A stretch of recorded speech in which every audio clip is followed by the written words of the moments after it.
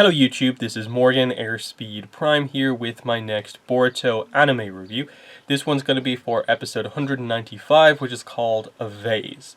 This episode is a very accurate adaptation of Boruto manga chapter 28, which is the first chapter in volume 8 of the Boruto manga. So you can see from the cover here, you get a sense for what's going to happen in this volume, but this episode also gives us, basically the same hint you get from that cover. So we've got some pretty cool stuff coming up, but that's not to take away from this episode and what it did as a character-focused episode for Kawaki just getting shown around the Leaf Village by Naruto. It gave us a lot of interesting scenes of just Kawaki getting to interact with more of the cast members.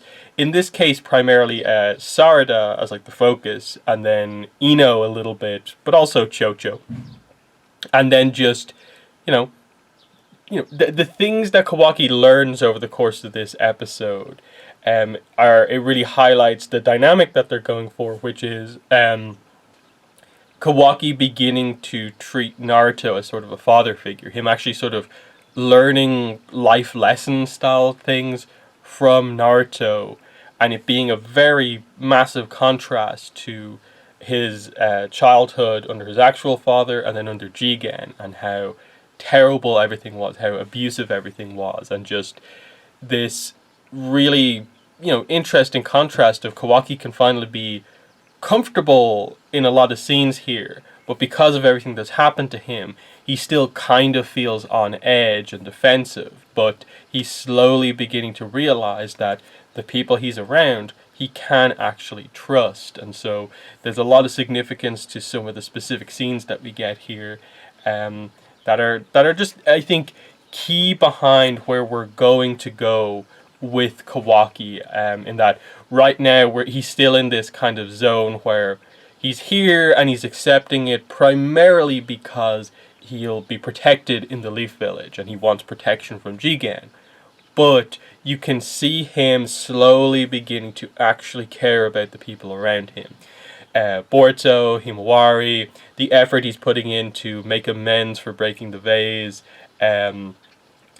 slowly beginning to learn some manners and just how to be nicer to people, that sort of thing. Kind of gaining friends for the first time, and I'm actually beginning to care about that. Beginning to have that little bit more of a sense of a normal life and him actually liking it. That's the value of this episode, of doing that work with this character who has had such a terrible upbringing, now having a more normal one and it beginning to change him. So that's really, really cool. In terms of new scenes in this episode, they obviously heavily extended out the scene with the, taiyaki, the snacks that Naruto buys for everyone. This scene is in the manga, but instead of the anime, which has Kawaki meet Chocho and Sarada, the manga only has Sarada. So I actually thought it was a good way to do it, where it makes sense that Chocho and Sarada are like best friends, so they hang out a lot. It would make sense for, especially at the food stall thing, for Chocho to be there as well. So it allows Kawaki to meet Chocho, and even if it's not a particularly substantial dynamic that they present, just the fact that she gets to see him and knows that he's not this kind of monstrous character that maybe the rumors that have been going around about him are. So obviously Sarada gets the more significant development with him because she's going to be interacting with him more. But Chocho at least is like, oh, she actually, like, she kind of tends to find every guy she encounters handsome, and he ends up calling her Chubs without actually sort of knowing that is the nickname that like Inojin gives to him and so on, gives to her and so on.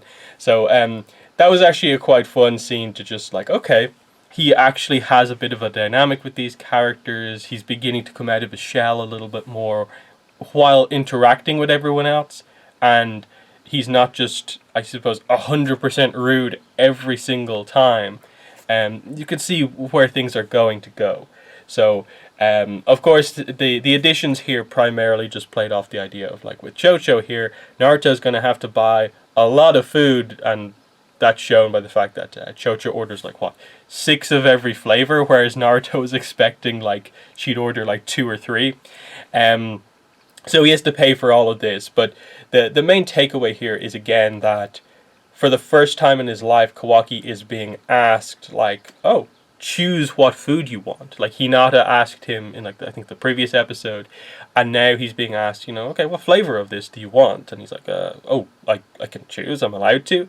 And like Sarada recommends that like, "Oh, the shop is known for this," and Chocho has her own favorite, but he actually makes his own choice, which is kind of significant. That Sarada's a little upset, I suppose, that he doesn't take her opinion into account, but for Kawaki as a character, it's actually important for him to make a choice to himself. So he goes for the chocolate one and ends up really liking it. Now, admittedly, there's the manga, of course, has these sort of extra kind of moments at the end of chapters that get across like just a quick scene that you really didn't see anywhere else.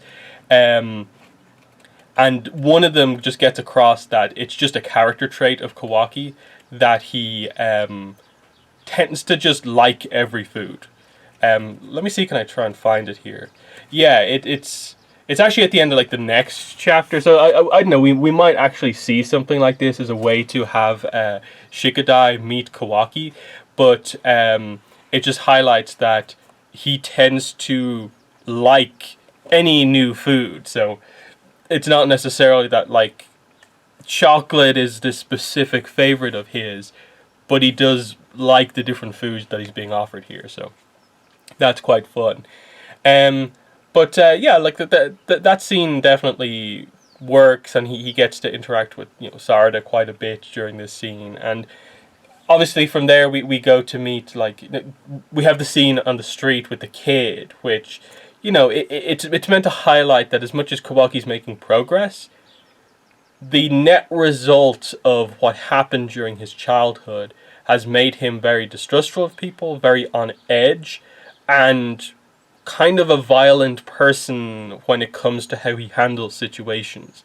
So him getting bumped into by a kid and sort of almost going to attack the kid, even though he says like I wasn't actually going to hurt him and I was just sort of teaching him a lesson, it's very much him sort of trying to use basically the way he was brought up and raised by his father in Jigen, which obviously is that he was punished when he did something wrong by violence, and so he threatens violence on someone.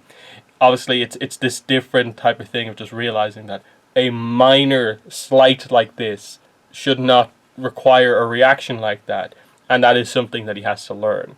That he can be, he doesn't have to have his guard up at all times in the Leaf Village, and that was important to get across. So, like, obviously Naruto saves the kid, Sarada helps calm the kid down, but it's just a highlight that Kawaki still has a ways to go. He's making progress, but he's not there yet, and I like that you have little setback moments in the episode. But the main scene of the episode is, of course, they're out to get a new vase, so they go to Ino's flower shop, and we of course get the scene between Ino and Naruto where we get across the idea that the sensory core of ninjas is still has the barrier up, which becomes an important thing with the Kara scene in a minute. But we get the whole idea of like, okay, choose a new vase, and initially Kawaki just picks up seemingly the first one he sees. And he's kind of talked to about it. It's just like, did you put any thought into making this decision? That if you want to make amends for what you did by breaking the vase, you should at least put some thought into the replacement. And he still goes back to the same one that he initially chose, but now he actually has an explanation behind it that, no, I like the design of this one, and I think it will fit the room that it will be placed in.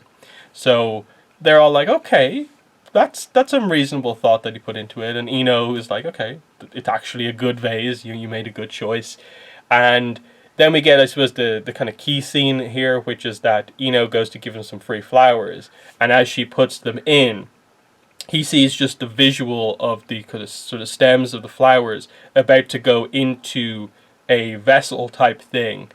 And it reminds him, of course, of the setup that Jigen had to actually sort of implant the karma into people, which was kind of tubes going into a kind of like vase kind of like situation. So he's immediately reminded of probably the most like kind of the darkest stage of his life of this crazy situation where he is watching kids of the same age as him just die around him, and then the pressure being placed on him to make sure he passes this test, which he does, but he's still gone through the pain of getting the karma mark and witnessing everyone else die. And so he basically has a full on, kind of panic attack here, remembering this. And we get the moment of everyone is freaked out, but Naruto is the one to go over. And obviously, this is Naruto maybe not being fully be able to aware about exactly what's happening in terms of understanding the visual connection that Kawaki has made, but kind of realizing that, okay, this is pretty serious. I need to go over and do something about this. So him just going over and sort of just hugging Kawaki and putting his kind of like head into his chest to just be like, I'm here for you. You are safe now. Whatever you're thinking about is in the past. It is not present now. This situation is fine. Was really good to see. And it was also, I suppose, important that, say, Sarada and Ino sees Kawaki like that. That they see that he's kind of rude, but he's trying. And now they see that he actually has this dark past that has really affected him and made him this way. So there's more of an understanding about him now, which is why, even though he's been pretty rude to Sarada sort of over the course of their interaction in this episode, but it's stuff like this and her gaining that better understanding of him, which is why when she goes to leave, she leaves on decent terms with Kawaki, and Naruto notes that like, oh, like you're basically friends with her now, and she views you that way, that she wants to help you out. She says her goal of like, I'm going to be the Hokage one day just like you, which actually reminds me that the scene of Kawaki looking over at the Hokage stone faces, I don't believe that was in the manga. No, I don't know. It definitely wasn't. Let me just quickly look through it here. No, because the scene happens before Sarada says she wants to become Hokage. So yeah, they added that in, and I kind of like that as just, okay, now Kawaki, I suppose, maybe has a better sense for what the Hokage is, what it means in the village, and so he can better understand what Sarada is actually saying when she announces that she wants to become Hokage, because she's seen sort of the way Naruto is around people in the village, and now she wants to do that as well.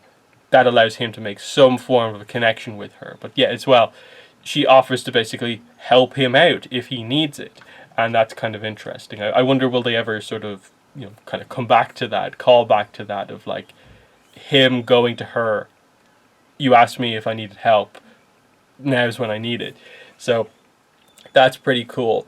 But yeah, we get the Ichiraku ramen scene, which makes perfect sense. Of course, Naruto is going to bring him there at some point.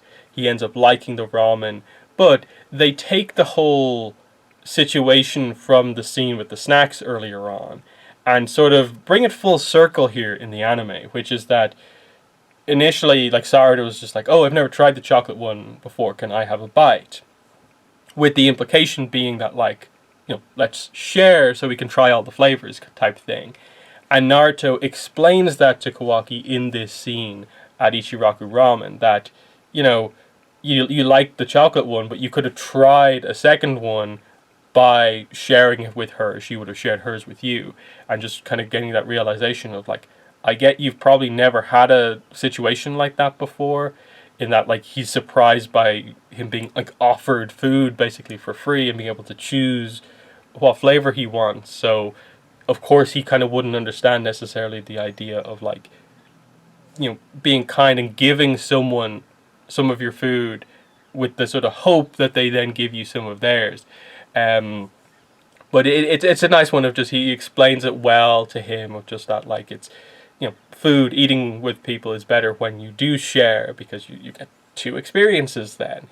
And so, Naruto says, like, okay, I'll trade you some of the kind of unique ingredients in my dish for some of the ones in yours. And he still gives Kawaki the piece, but Kawaki just eats the egg that kind of Naruto wanted. And but they did it with enough sort of like, it wasn't him being rude or anything like that. He's still just getting used to the idea of like, no, you bought me this food. This is my food. It's mine. He's not quite ready to share yet, but maybe eventually he will be, because again, as we see, the big sort of plot of the episode was all about the vase, buying a new vase. But then, even though it seems like, okay, they're reasonably happy with Kawaki for buying a new vase and showing that he cares and wants to make amends, Boruto's still not happy enough with this. This is too easy of a way out because, of course, Naruto bought the vase for Kawaki, basically.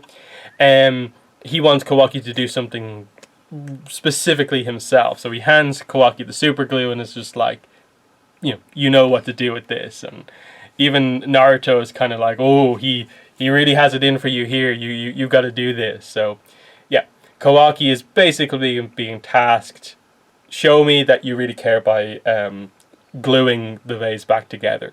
That's how you'll actually make amends for this. So that was a pretty good scene too. Again, in the manga, adapted very well here, and it's just, yeah, that's what we're about here. And that's roughly that side of the episode. Just nice development for Kawaki and people understanding him better. Really, really good stuff.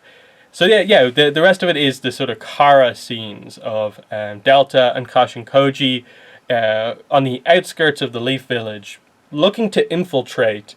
Kashin Koji explains the details about how the system used to work and how it's now back up because they're suspicious of Kara, which is that they obviously have a barrier where if your chakra has been registered with the Leaf Village, you can kind of come and go as you want. But if it's a unique chakra signature, they'll be alerted and be on you immediately. And then Kashin Koji just walked into the Leaf Village. Like, he obviously jumps in, but, he just goes straight in.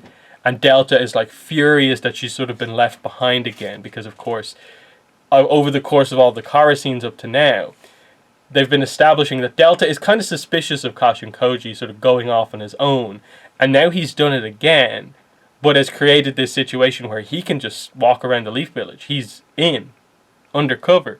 She can't do that, but she wants to. So, he's kind of got one over on her again, but he's obviously going to look for where Kawaki is. And the question is, like, what's he hoping to accomplish here? Or is he going to attack Kawaki, try and get him back? But like we saw from before, he seems to want to more just watch Kawaki and see what's happening. So he kind of wants to watch over Kawaki's dynamic with Boruto to see what happens with the karma mark more than anything. So it still creates the interesting situation. But the main takeaway that you're meant to have here is that means Kashin Koji is related to the Leaf Village in some way, and that his chakra signature is on record in the Leaf Village. That is why it doesn't cause any commotion when he walks in. So, the speculation, the theory that I suppose most people already have at this point, it becomes more and more, valid to view it as being that way, even though you don't quite have the explanation yet for how that theoretically is possible. But, we'll get the answer. We know what the answer is at this point, but it takes a while to get there after this point. But still, I think you have most of the information to kind of come up with a decent theory about what's going on. So, that's pretty much the episode. Like I said, nice character stuff, well adapted. Next episode's going to be really cool because we have more of a sort of sparring session type thing going on. We're going to see more of the dynamic with the karma mark in action, and there's some other nice character scenes as well. So they're my thoughts on this episode. In the comments, let me know what your thoughts were, but that's been the video. Thanks for watching, and bye.